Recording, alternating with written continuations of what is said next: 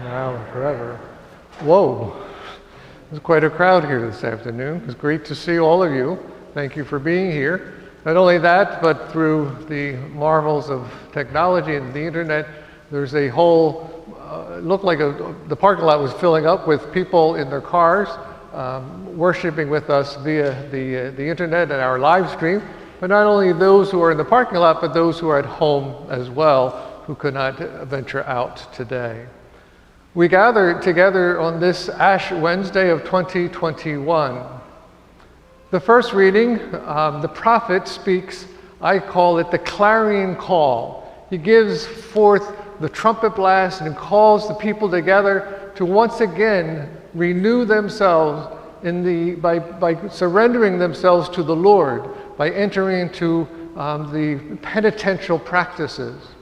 And Jesus takes that one step further for us and tells us that the way in which we enter into relationship with the Lord, the way in which we can indeed open ourselves up to God, is prayer and fasting and almsgiving. They are the tried and true methods that have been provided to us from the very beginning.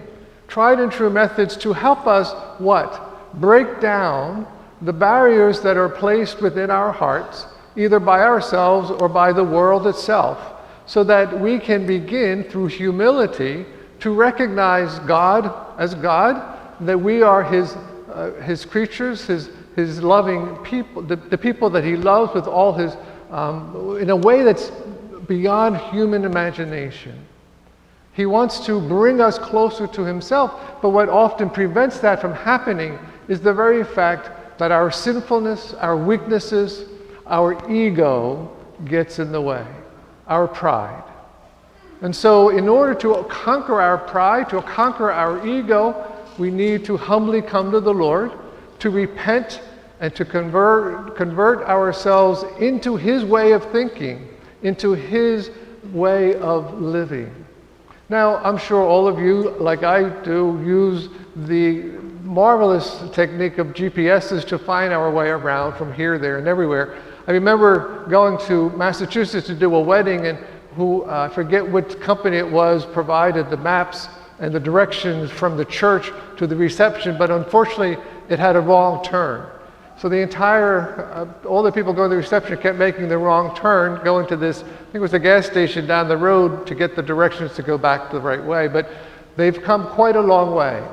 And so now, it's like Google Maps, Waze, whatever, are able to kind of instantly upgrade themselves to make them as accurate as possible. And I use Waze a lot because Waze kind of gives you real-time information about traffic and what you might be coming into.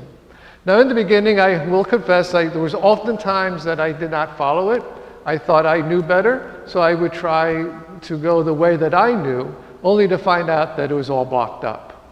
And then when I stopped trying to do that and I started to trust Waze to provide the best way, the fastest way to get to a place, even though it looked like it was going a kind of circuitous of route, it always worked out. That should tell us something about God, because God's basically saying to us, what are the ways that we can come to God? Prayer, fasting, and almsgiving.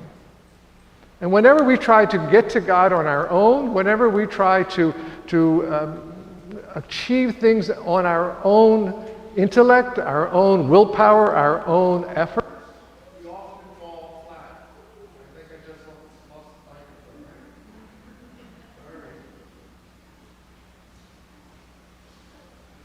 microphone. The marvels of technology.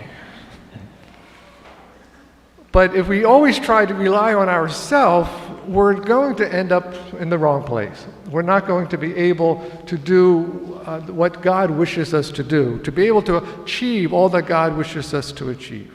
But when we surrender, when we come to God, when we allow God to be God in our lives, when we humbly present ourselves to Him and follow in His ways, prayer, fasting, almsgiving, we open ourselves up.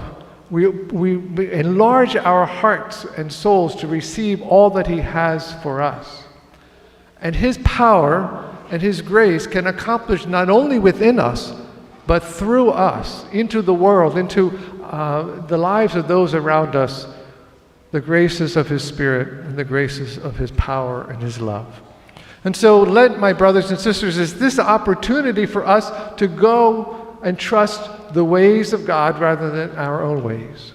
To go and trust that God, inviting us to deeper prayer, inviting us to take on sacrifices and fastings and abstinences, inviting us to be considerate and compassionate towards those in need by our almsgiving, giving charitably to others, will help us to indeed become all that God has created us to be.